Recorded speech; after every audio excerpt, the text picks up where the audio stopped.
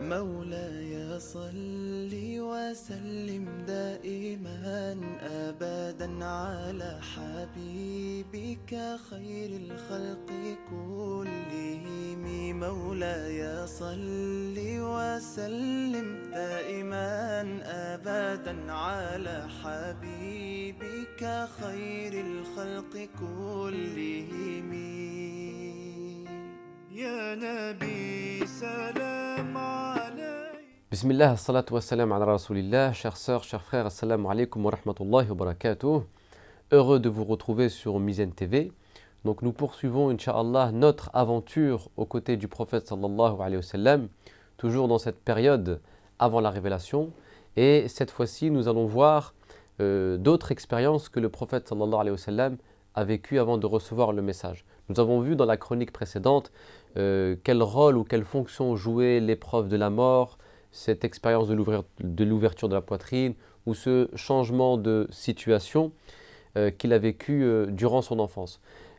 Aujourd'hui, dans cette chronique, nous allons nous arrêter sur deux autres moments très forts de la vie du prophète sallallahu alayhi wa sallam, qui sont tout simplement les deux fonctions professionnelles qu'il a occupées quand il était jeune, donc sa fonction de berger et sa fonction de commerçant. Nous avons eu l'occasion de le rappeler dans plusieurs cours, plusieurs interventions, mais ce sont des choses qui sont très importantes et qui méritent d'être rappelées. Pourquoi ? Parce que ces deux expériences professionnelles vont jouer une fonction fondamentale dans l'élaboration de sa conscience religieuse. C'est-à-dire qu'Allah Ta'ala, encore une fois, souvenez-vous, il est en train de fonder ou de construire la conscience religieuse du prophète sallallahu alayhi wa sallam. Et cette fonction du berger et cette fonction du commerçant vont contribuer au façonnement de cette conscience religieuse et plus encore au façonnement de cette conscience prophétique, celle qui va porter la parole d'Allah subhanahu wa ta'ala. Dans un premier temps, l'expérience professionnelle du berger. Et on sait que le berger, c'est un exercice professionnel, c'est une fonction professionnelle qui se pratique loin de la ville, dans la campagne, dans la nature. Et donc cette fonction avait pour but essentiellement de déguiser son intelligence contemplative. C'est-à-dire qu'en l'éloignant un peu, en vivant l'expérience de la retraite spirituelle à travers cette expérience de berger, le prophète développait cette intelligence tournée vers l'intérieur, cette intelligence contemplative. C'est-à-dire qu'une intelligence qui est capable de méditer les signes, de contempler la beauté d'Allah dans la création. Donc c'est une forme d'intelligence, c'est une fonction de l'intelligence qui est très importante pour celui qui veut cheminer spirituellement. Donc ça c'est le rôle qu'a joué cet exercice de berger dans sa formation religieuse. Donc développer cette intelligence contemplative. Donc on est dans une dimension qui est extrêmement spirituelle. Et ça c'est important parce que beaucoup de personnes négligent cette dimension et on pense que la formation islamique consiste uniquement en une accumulation de savoir, d'érudition en sciences islamiques et que c'est ça qui construit la conscience religieuse. C'est se leurrer, ça ne suffit pas. Si cela n'est pas accompagné, enveloppé, développé par une éducation spirituelle, par cette intelligence contemplative. Et ça, malheureusement, c'est un des éléments qui est sous-estimé ou qui est rarement pris en considération dans la formation des musulmans. Donc l'éducation spirituelle, et l'éducation spirituelle, elle a aussi sa pédagogie, sa discipline, sa science.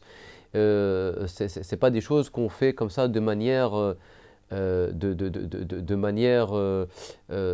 comment dire, qui manque de sens ou de signification. Donc ça doit être encadré, ça c'est une chose qui est très importante, et on ne peut pas faire ça de manière décousue, excusez-moi c'est le terme que je cherchais. Donc ça c'est la fonction de berger. Mais il n'a pas rempli que cette fonction professionnelle. Le prophète sallallahu alayhi wa sallam a aussi été commerçant. Et là on voit comment Allah Ta'ala vient équilibrer la conscience du prophète sallallahu alayhi wa sallam. Parce que quelqu'un qui n'est que contemplatif, qui passe son temps à méditer, à être tourné vers l'intérieur, risque de tomber dans un excès qui aura pour conséquence l'assèchement intérieur. C'est-à-dire qu'il va se couper des relations sociales, se couper du monde, et l'être humain, quoi qu'on dise, a besoin de se nourrir des relations humaines. Ça fait partie de la nature humaine.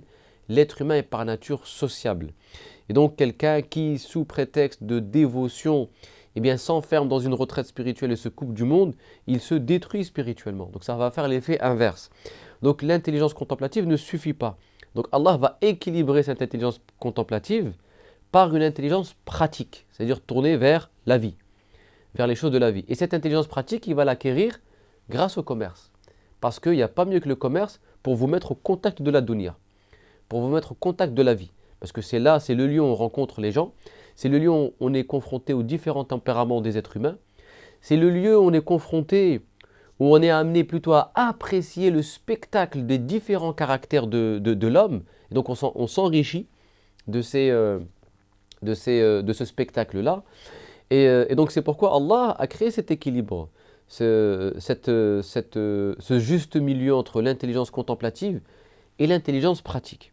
L'excès consiste à s'enfermer soit dans l'une, soit dans l'autre. Donc ces deux fonctions venaient édifier sa conscience religieuse à travers cet équilibre entre une intelligence qui médite, qui approfondit, qui est tournée vers l'intérieur, et une intelligence qui est portée vers l'extérieur, parce que nous vivons aussi dans un monde sensible dont on ne peut pas faire l'économie. On est obligé de prendre en considération le monde sensible, on doit l'intégrer, on doit le connaître, on doit savoir, on doit être en mesure de le déchiffrer, de le comprendre, parce que le monde sensible a son langage, il a un langage sociologique, historique, économique, politique, il faut être capable de déchiffrer le monde sensible. C'est pourquoi il faut être en mesure d'avoir une vision globale, complexe du monde, donc, et passer par toutes les portes. D'ailleurs, c'est la recommandation que le prophète Ya'qub alayhi salam donne à ses enfants lorsqu'il les renvoie en Égypte pour aller chercher de la nourriture. Et là, il leur donne un conseil qui est précieux. Il leur dit « Entrez par les différentes portes ». Il leur dit « N'entrez pas par une seule porte, mais par les différentes portes ».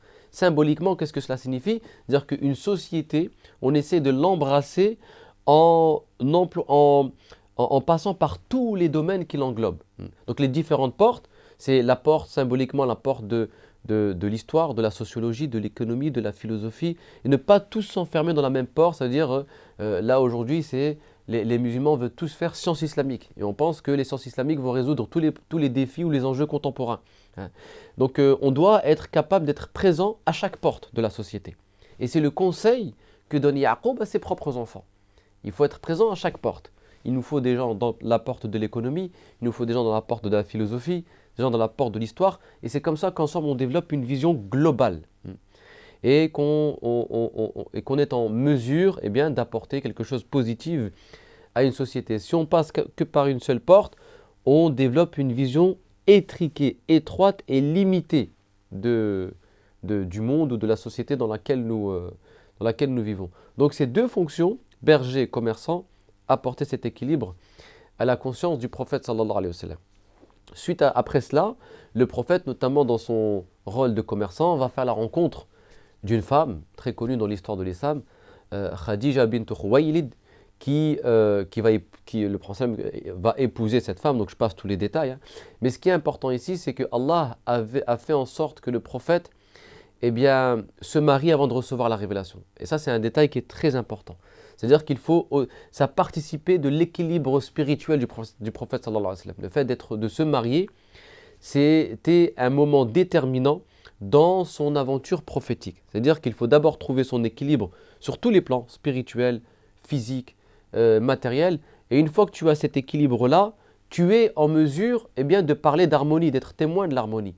Mais si tu viens appeler les gens l'harmonie alors que tu n'as pas encore ton propre équilibre, un déséquilibré qui vient parler d'équilibre n'a pas de sens, n'a aucune pertinence. Donc voilà comment le mariage a joué aussi une fonction dans son éducation spirituelle, dans son équilibre. Donc fonder une famille pour que tu sois légitime dans ton témoignage, pour que tu sois légitime dans ta prédication. Wallahu a'lam. Et encore une fois, je vous donne rendez-vous pour une prochaine chronique. Wassalamu alaikum wa rahmatullahi wa barakatuh.